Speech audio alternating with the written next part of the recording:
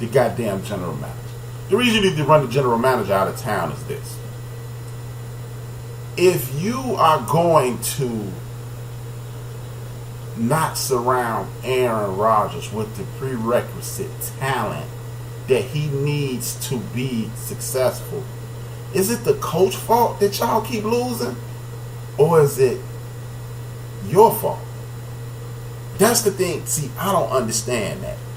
It's my fault that we losing. I understand the coach. It's the coach's responsibility. I get it. The coach is responsible for everything. When the rubber meets the road, you blaming the coach for all this. But you cannot. This ain't the story of Moses. If you're not familiar with the story of Moses, at one point they told Moses to make brick without straw. At the time, straw was a major component to making brick. You can't say, "Hey man, make brick without straw," and then when I'm able to do it, you tell me I don't know what the hell I'm doing. What sense does that make, people? None at all. None at all. You cannot tell me, "Hey man, I'm not going to give you what you need to be successful, and I'm going to need you to be successful." And then I know there's a lot of people in the world that'll go, "Well, Bill Belichick is doing it." No, he's not. Bill Belichick is not doing it with less than. He's doing it with less popular. That's a gigantic difference. Less popular is not less talent. Let me repeat that. Less popular is not less talent. Just because you don't know who he is, don't mean I'm not good. Because, hey, and if you live in Chicago and you disagree, explain to me in 1987 who the hell was Scottie Pippen. Who in the hell was Scottie Pippen? Nobody. You didn't know who he was. You thought one of the best players in the ACC was traded for a flat out nobody. That's what you thought. You thought, who? Oh, the Polynesians was killing the ACC last year. That's what you thought. Let's be honest. That's what you thought. You said, "Man, this is bullshit, man. Who was Olin Polynesian?" You didn't know who he was. I mean, who was Scottie Pippen? We can get this 7-footer, he gonna be killing. But you didn't know who Scottie Pippen was. Scottie Pippen was a 6'7" point guard who played great defense. And look, he's one of the 50 greatest players in the history of the league at that point. That's how you determine. It's not about, and see, this is why I keep telling y'all, man, stop reading me these people's stats and telling me, "Oh man, this dude is blah blah blah." No, he's not. No, he's not. No, he's not. All that yabba yabba, it ain't on nothing, man. I don't want to hear that. If you good, it'll show in the stats. It'll show on the film. Excuse me. The stats don't tell me if you good or not. The film does, because if you can't listen to the show Saturday, if you don't believe me, go back and listen to the old show a couple days ago, and I gave the most overrated player. A lot of those dudes put up big numbers, but they don't put up big moments, and that's what happened. You affect the game. Is Kobe Bryant and Michael Jordan the greatest because they put up big numbers, or because they put up big moments? Because they put up big moments. Kobe Bryant, Game 7 last time we won the championship, was stinking all to be damned. Ron Artest hit the game-saving shot. Kobe Bryant hit the game-winning shot. That's the difference. Michael Jordan was like 12 for 45 or something his last game in the Bulls jersey. He rose up, hit the game-winning shot. That's what it don't make. See, now look at his field goal percentage. He shot terribly that night. Don't make a difference, because if you hit the one that win it, ain't nobody going to the box score and going, "Hey, but he was 8 for 16." Don't nobody go 4 for 12, or he was 9 for 25. Don't nobody give a damn, because we won. We won. We won. That's all that count. That's all that count. You know, I don't give a damn about all of the numbers. You can read all the numbers you want, because it just don't make a difference. I'm sorry, it don't. It does not make a difference. When you want to read to me a bunch of stats and quote Lil Greg on this page and dudes on ESPN, are you watching these games? Are you, and I'm going to get into it later. The question of the week is, after I do the 4, I'm going to give you the question of the week, and then we're going to move forward. So, This is why we are not going to just run around and just throw names around and do that. Look, that's why you have to look at the game film and things of that nature. But back to this. Aaron Rodgers is banged up. The biggest question of the week is, should he even play? Should he even play? I'm all over the place. I'm crazy hot here. But Aaron Rodgers, should he even play? Should Aaron Rodgers play this Sunday? A reasonable mind says Aaron Rodgers is banged up. Aaron Rodgers is immobile. Aaron Rodgers is best when he's able to utilize all of his God-given weapons. So, a football fan says, "Hey man, they just gave him that big money, yada yada yada, yada yada." Now, which school of thought do you live in? The school of thought that you just gave the big money, or we gave this money and we don't want to put that money in jeopardy.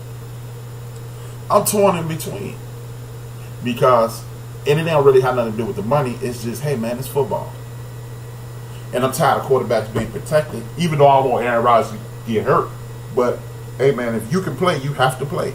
And if you, but I also understand the school of thought of, do I really want to put this dude in jeopardy? That's my conundrum, so to speak. Do I really want to put this dude in jeopardy? Because if you want to put him in jeopardy, then you're gonna take that chance. Is game 2 in the NFL season that important to you? That's a question you have to ask. Is game 2 that important to you? I'm gonna let you think about that. I don't think game 2 is that important. But the reason that it may be that important is this. It may be that important because this is a division game. Now, you can say, hey man, but we won the division game the other day and yada, yada, yada, this, that, and the third. And that's true. You did. You won the division. But these are the games. Football is such a short season. And these are the games that make people go, hey, what the hell are we going to do? What the hell are we going to do?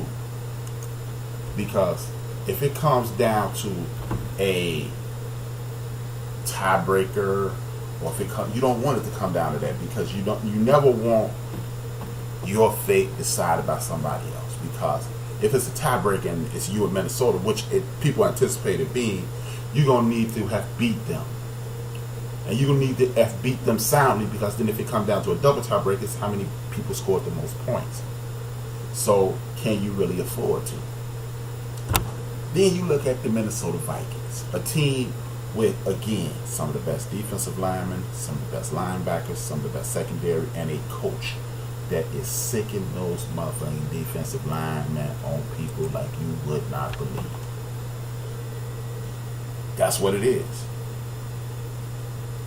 Now, if you are under duress all day, how good are you going to be? That's the question. How good are you going to be if you are under duress all day long? That's the question. And the answer is not very good at all. So do you put this guy in jeopardy? Do you put this guy in jeopardy? I say no. Now that as I'm talking to you guys and I'm working this through my head, I say no, man. Because when you got Aaron Rodgers, he's too valuable of a commodity to put him in jeopardy like that. So I would say, nah, I'm not going to do it. I'm not going to be able to do it. I'm not going to put Aaron Rodgers out there and take a chance on ruining him in game 2. Because that's just, you know what, it just may not be the smartest thing in the world to do. It's just not. You know, it's just not.